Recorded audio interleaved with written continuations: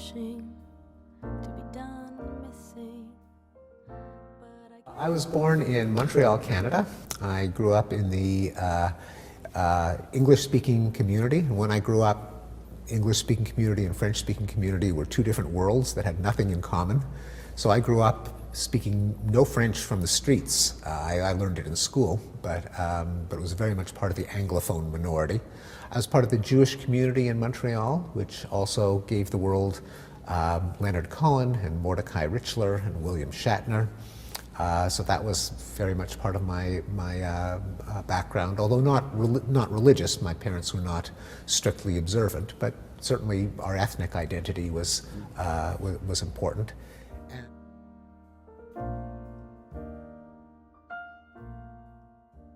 It was a culture of a lot of argument and debate. There's an old saying, 10 Jews, 11 opinions.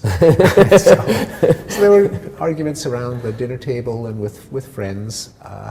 I was a child I was born in 1954, so that was right in the middle of the baby boom, the peak year of the baby boom. I was a little too young for the big events of the 60s to be participants. All the campus unrest, I was still in elementary school and high school, but I was very, very aware of it. Older brothers and sisters of friends, newspapers, rock music, you couldn't get away from it. So I consider myself a child of the 60s, even though I was not old enough to protest the Vietnam War and so on, but I think it left a real stamp on me. And it led me to think about human nature, because the debates of the era were, would people naturally cooperate so that we can be anarchists and get rid of government? Can we get rid of money because everyone will just share? Should we be communists and organize society from each according to his ability to each according to his needs? Are we basically warlike? Can we hope for the age of Aquarius in which war will vanish? These were questions not just in the air, but people argued about them. And they concerned, I thought about them a lot.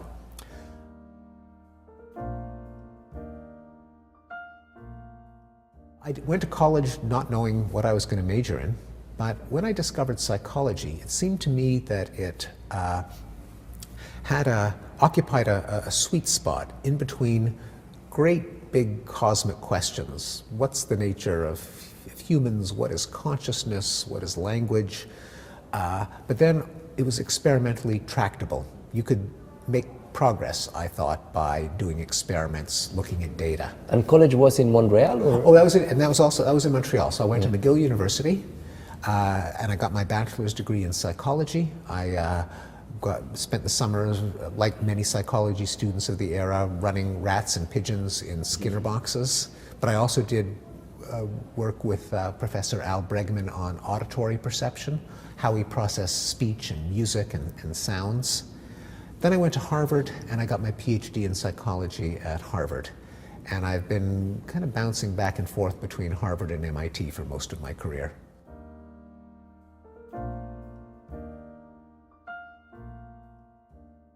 Well, I'm a very lucky person because I've been at two absolutely spectacular institutions, and I feel great loyalty and affection to both of them. So it's kind of like asking, like, which of your children do you like? It's sort of kind of a taboo topic. So they're both terrific institutions. There are cultural differences. I mean, what they have in common is a spectacular concentration of talent and drive and brilliance and ambition in the students and in the faculty.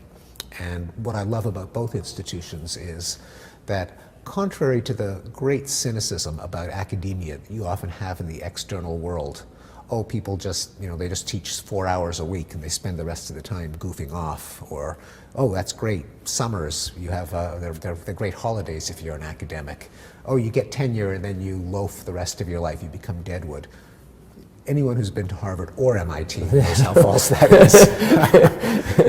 You won't find a bigger culture of workaholics and idealistic workaholics. I think in both places there really is a conviction that you're doing something that will make a difference, that will make humanity better.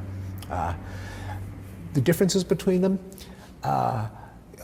MIT chooses a smaller number of problems and tries to concentrate in them, When I arrived at MIT, I was interested mainly in language and vision, and MIT was just the best place in the world to study both of them. Harvard is more of a big general purpose Walmart or cafeteria or department store. Everything is there.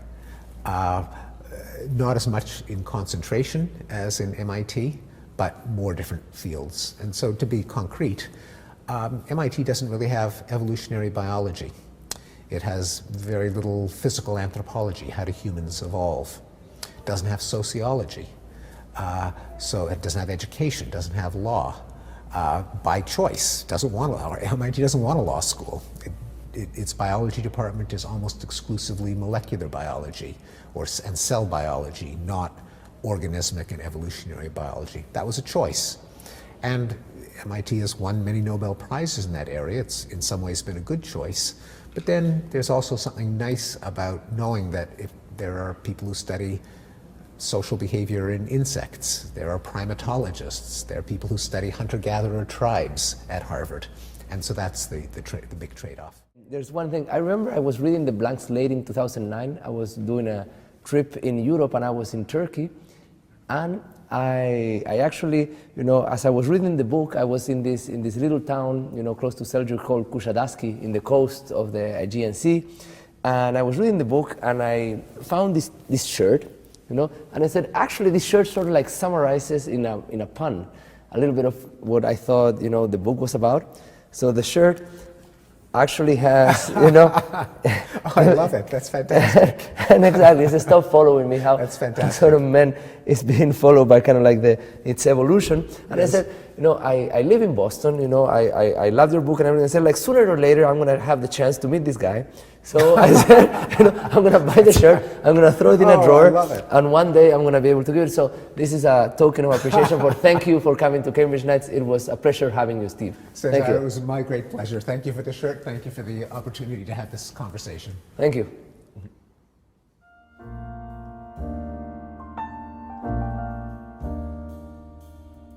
Keep on wishing to be done missing, but I guess this comes hand in hand with wanting it all. I need sleep, killed all the sheep.